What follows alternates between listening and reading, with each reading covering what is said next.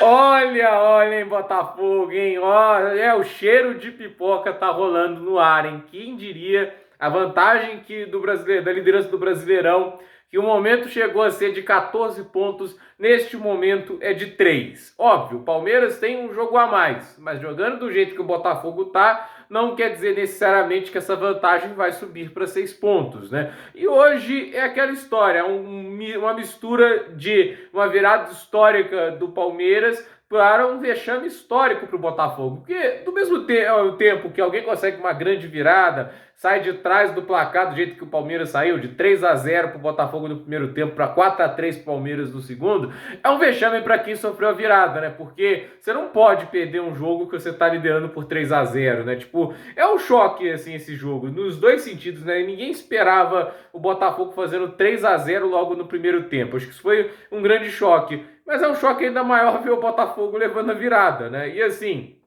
desde o início do segundo tempo, já dava indícios que assim o Botafogo já estava sentindo um pouco da pressão. O Palmeiras desconta o placar um pouco rapidamente, né? Vira 3-1 ali com o gol do Endrick aos 4 do segundo tempo, né? E assim, o jogo começa a ficar com mais pressão para o Botafogo. E assim, tudo que eles dominaram no primeiro tempo, no segundo eles foram dominados. No primeiro tempo, pra você ter ideia, Palmeiras teve 2 finalizações contra 15 do Botafogo. Foram 7 chutes na direção do Botafogo contra apenas um do Palmeiras. Ou seja, o domínio foi completo do Botafogo. Foi algo extraordinário. 3-0 com muitos méritos. Foi um dos melhores primeiros tempos do Botafogo em todo o campeonato. E assim, era uma vitória para colocar a mão na taça, porque você abria 9 pontos de vantagem para o Palmeiras e ainda teria um jogo a mais. A confiança seria enorme e você poderia quebrar a confiança do adversário, né? E assim, os gols foram marcados pelo Eduardo, o Tietê e o Júnior Santos, né? Então assim, 3-0.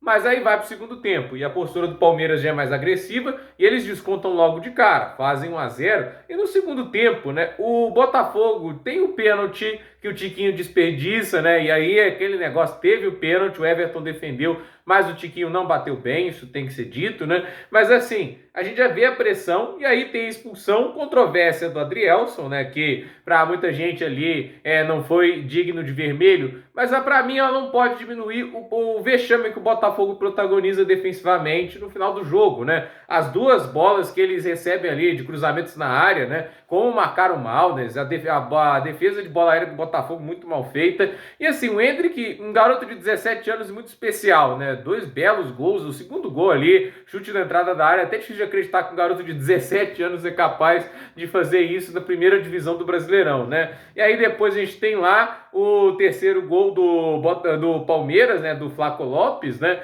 E assim, uma jogada, ninguém marca o Flaco Lopes, né? O Gustavo Gomes cabeceia para a entrada da área, e aí vai lá o Flaco Lopes e coloca no gol, e a reação da zaga do Botafogo fazer isso aqui.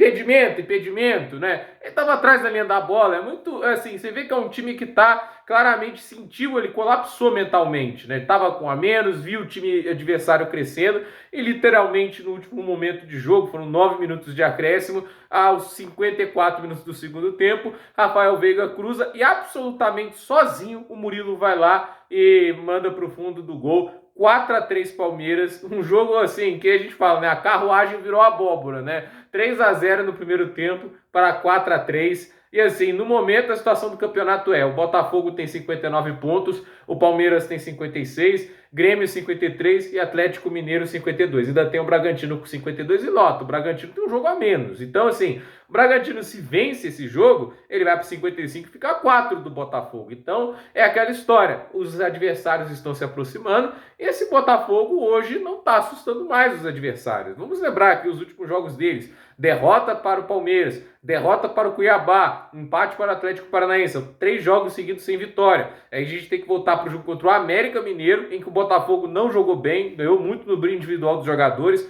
ganhou de 2-1, aí tem um 2-0 contra o Fluminense, mas antes disso era empate com o Goiás, derrota para o Corinthians, derrota para o Atlético, derrota para o Botafogo, não, para o Botafogo não, para o Flamengo, né? Então assim, a sequência é muito ruim. Daqui para frente o Botafogo enfrenta o Vasco, o Grêmio, e o Red Bull Bragantino. São 3 jogos muito chaves para o campeonato, porque como o Botafogo não está jogando bem, e esses times aqui, uns deles, né, vamos pegar aqui o Vasco, tá ali no desespero para sair da zona de rebaixamento e vem jogando melhor do que no primeiro turno. É uma ameaça real. O Grêmio tem o Luiz Soares, tem o Vila Sante, tem ótimos jogadores. Red Bull Bragantino é muito bem treinado pelo Pedro Caixinha. E assim, esses 3 jogos podem acabar definindo o título, porque dali para frente ainda tem o Santos, que está jogando melhor também, tem o Coritiba e o Cruzeiro, que são oportunidades ali para somar mais 3 pontos, embora o próprio Cruzeiro também já tenha dado uma melhora, e encerra o campeonato contra o Internacional. Há um tempo atrás a gente estava meio que o Botafogo como favorito, como assim, para vencer esses jogos.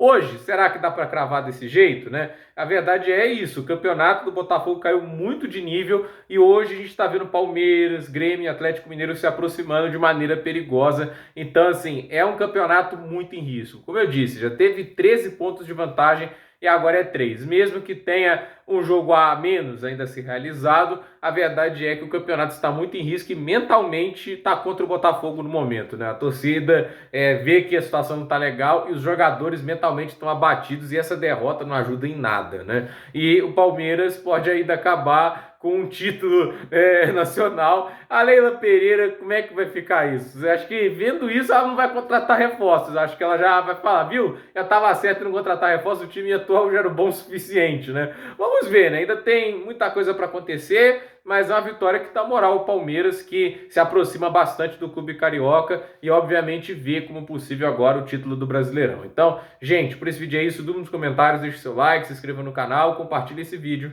e até o próximo vídeo.